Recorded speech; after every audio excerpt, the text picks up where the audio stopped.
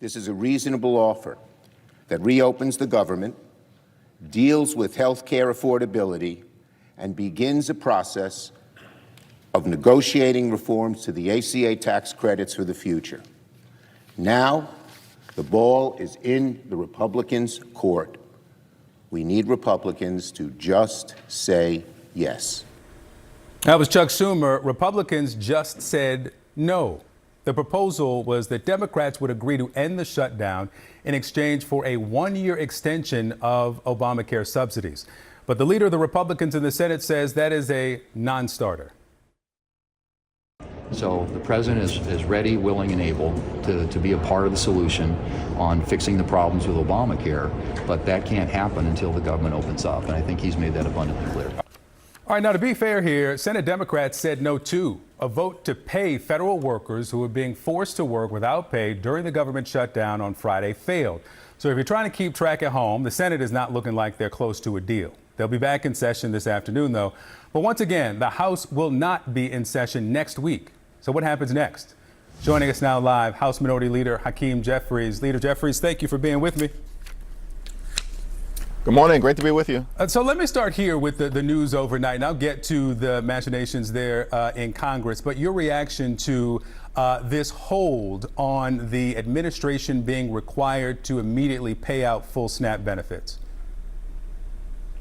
Donald Trump and his administration have made the decision to weaponize hunger, to withhold SNAP benefits from millions of people, notwithstanding the fact that two lower courts, both the district court and the Court of Appeals, made clear that those SNAP benefits needed to be paid immediately. The administration chose to go begging before the United States Supreme Court to put a halt on that because they want to withhold SNAP benefits from children, from veterans, from seniors, from American families, and it's shameful. Hungry children, Leader Jeffries, don't know if they're not being fed because of a lack of SNAP benefits or a lack of their parents' federal salary. And so when Democrats voted yesterday to not pay federal workers, is that something you would have supported? Well, from the standpoint of the votes in the Senate, I think what's become clear is that as Democrats, we are ready, we're willing, we're able to sit down with our colleagues on the other side of the aisle, find a bipartisan path forward to reopening the government, to enacting a spending agreement that actually meets the needs of the American people, and also at the same time decisively address the Republican health care crisis, particularly as it relates to the need to extend the Affordable Care Act tax credits, which are going to trigger, in the absence of doing that, dramatically increased premiums, copays, and deductibles on working class Americans. The legislation yesterday, Victor, would have actually given the Trump administration the discretion to do what it wants to do relative to which federal employees it pays, which federal employees it doesn't pay, how to maneuver through the offices that they've been shutting down for months, even prior to the start of the Trump Republican government shutdown. So it wasn't a credible effort by Republicans to try to resolve this challenge. All right, let's talk about efforts to resolve this. Do you fully support the proposal that the Senate Democratic leader Chuck Schumer posed yesterday, a one-year extension of the ACA tax credit, the subsidies that expire at the end of the year, and then open the government and discuss everything else after that?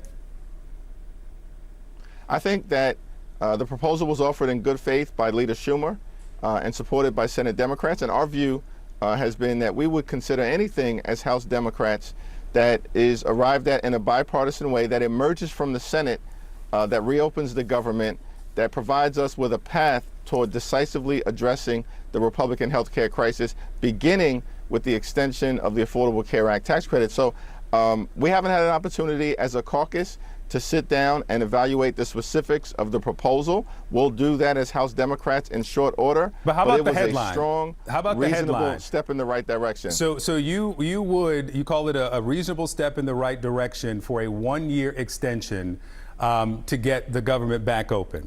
Let me play for everyone what you said in October, this is October 7th, about a one-year extension when it was proposed then.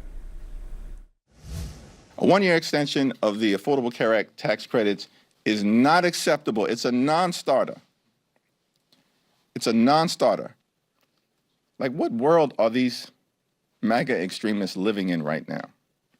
To think that Democrats are going to go along with a one-year extension from a group of people, meaning the Republicans, who just permanently extended massive tax breaks for their billionaire donors. It's a laughable proposition. It makes no sense. Makes no sense, laughable, non-starter then. Now it's reasonable, and it's the Democratic starting point. What changed? Well, let me compare the two things. What I was responding to was a proposal by a handful of House Republicans who put forward the notion that they are up to extending the Affordable Care Act tax credits by a year, who have zero credibility on the issue. They hadn't even been able to convince their own House Republican leaders, beginning with Speaker Johnson, to even put the legislation on the floor of the Senate. And so it was a floor of the House. It wasn't a serious proposal being put forward the legislation by these that's random sponsored House by, Republicans. But it's also some House Democrats who support that legislation as well. It's a bipartisan piece of legislation. Yeah. Well, and it's a bipartisan piece of legislation, and those House Democrats are proceeding in good faith. That said, if you look at the Schumer proposal is a one-year extension of the tax credits as is, and a step toward a multi-year extension, because there's a recognition by the Senate Democrats that, of course, simply taking the step toward a year without any further process moving forward beyond that leaves us back in the same situation. So the Senate proposal is definitively different than what was being floated out there by House Republicans. Leader Jeffries, there are some people who don't know what a clean CR is and don't care. They just need to be able to pay their rent and feed their children. I want you to listen to some of the people who are going without now on day 39, and then I want your reaction or response.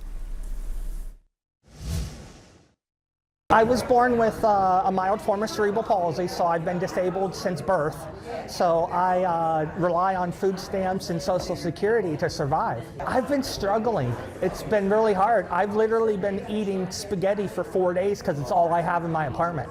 Rather than myself having like a full plate of food along with my kids, I'm making sure that they have a full plate of food and their bellies are full, and I may have either less or I may not eat what they are eating just for the sake that they are getting enough. I just don't understand how we've come to a point where we're using food in politics and being essentially political pawns.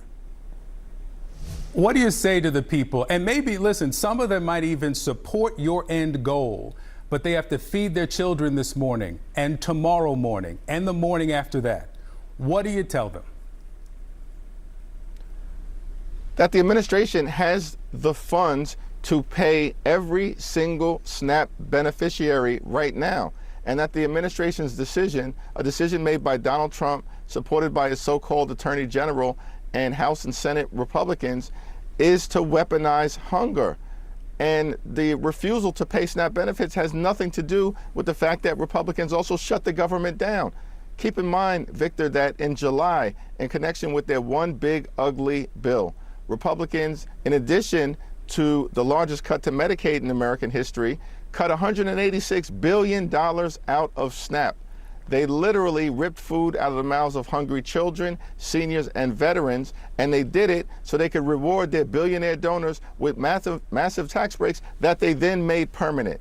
And now, as we are in the midst of this ongoing Republican Trump shutdown, they are intentionally withholding SNAP benefits from people all across the country. 42 million Americans, 16 million children, 8 million older Americans, and over 1 million veterans. It's outrageous. There's no justification for it. And those SNAP benefits, as ordered by 2 different federal courts, should be paid immediately. I'll point out that there are people in the same food line for help that are not getting their SNAP benefits, or federal workers as well who are not getting their salaries. And we talked about the vote yesterday in the Senate against paying those employees. Leader Hakeem Jeffries, thank you so much for your time.